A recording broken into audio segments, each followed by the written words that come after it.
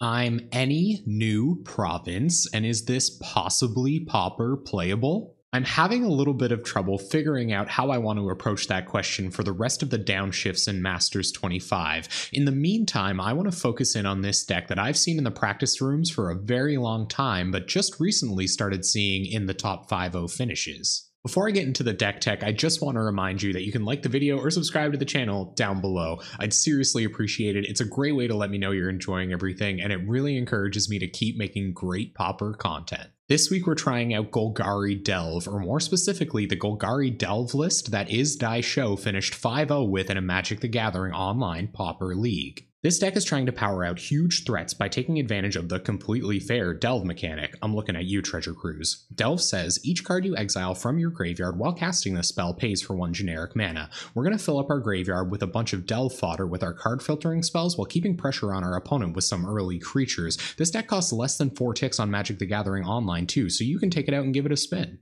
First, I'm going to break down the huge threats that we're trying to power out. They are Gurmag Angler, which costs 6 and a black. It has the Delve mechanic that I mentioned earlier, and it's a 5/5. That's a massive body to get down early, and it dodges a lot of popular removal in the format.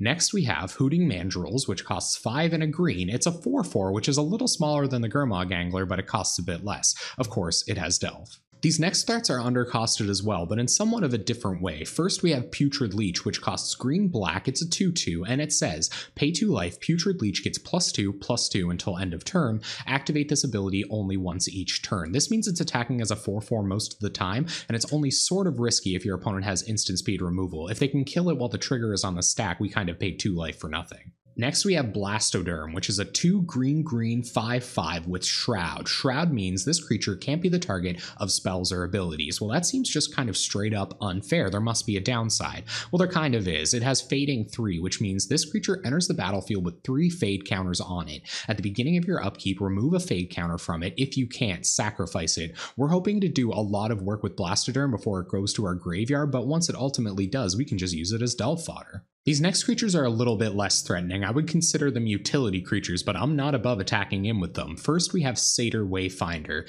It costs 1 and a green, it's a 1/1, and it says, when Satyr Wayfinder enters the battlefield, reveal the top 4 cards of your library. You may put a land card from among them into your hand. Put the rest into your graveyard. This is going to help us fix our 2-color mana, letting us play a few more basic lands to hit things like our Putrid Leech on time. It will be a speed bump for any other hyper-aggressive decks while we ramp into our huge creatures using the cards as Satyr Wayfinder has put into the bin. Next is Werebear, and it kind of goes along with the fast mana approach of this deck while turning into a really good threat later on. It costs 1 and a green, it's a 1/1, it can tap to add green to your mana pool, of course after its summoning sickness is gone, but it also has Threshold. Threshold says Werebear gets +3/+3 as long as 7 or more cards are in your graveyard. That means if our opponent does have Journey to Nowheres for our Gurmag Anglers and Hooting Mandrels, we're still going to have 3/3s left over at the end of the day to start pecking in with. Next, we have our card filtering spells, which serve a dual purpose of digging for more of our threats while filling our graveyard to ramp us into Gurmag Anglers and Hooting Mandrels.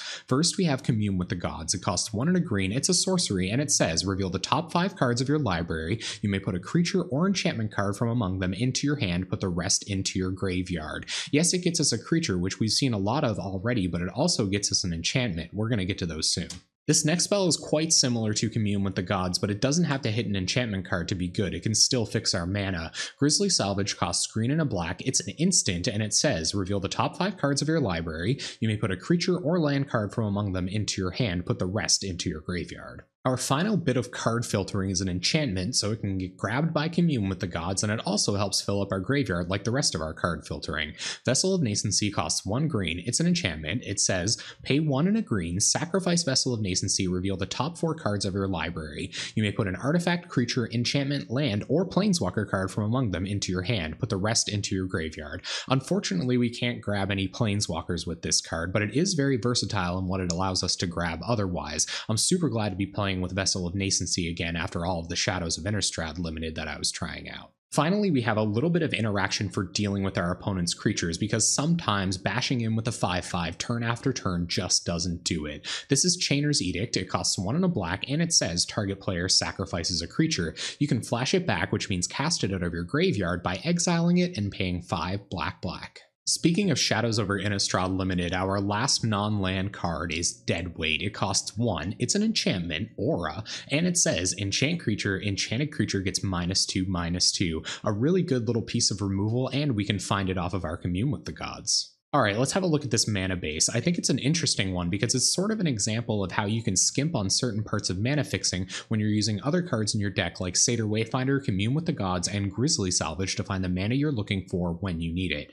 First, we have 4 Evolving Wilds. Evolving Wilds says tap, sacrifice Evolving Wilds, search your library for a basic land card, put it onto the battlefield tapped, then shuffle your library. Just a standard Pauper fetch. We're also running 1 Terramorphic Expanse, which is functionally the same as Evolving Wilds, but it has kind of a fancier name. We're running 3 standard Pauper duels in green and black. That means they enter the battlefield tapped, they gain you 1 life, and when they become untapped, they can add green or black.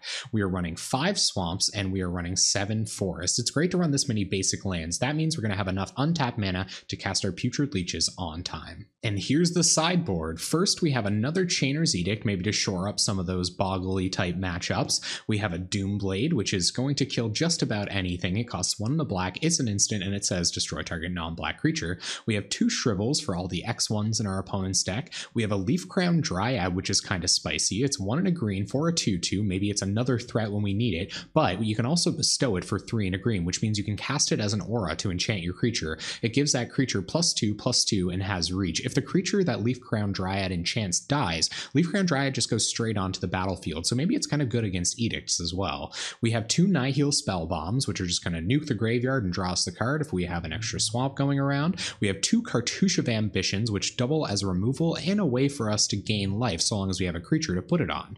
We have 2 Gnawed of the Bones, just a little bit more life gain if we're going to try to shore up that burn matchup, and we have 4 Duress for picking out all of those inside outs out of our opponent's hand, or maybe a counterspell at a blue-black, even an Expedition map if we can swing it. And there you have it, Golgari Delve by Is-Die-Show. We're going to be taking this deck into a league at twitch.tv/Anynewprovince this Tuesday night at 7 p.m. Atlantic time. We're there every Tuesday night at that time trying out Possibly Pauper Playable decks. Before I go, I just want to remind you that you can like the video or subscribe to the channel down below. I'd seriously appreciate it. It's a great way to let me know you're enjoying everything, and it really encourages me to keep making great Pauper content. I really hope you guys like this deck tech, and hopefully I'll see you on Tuesday night.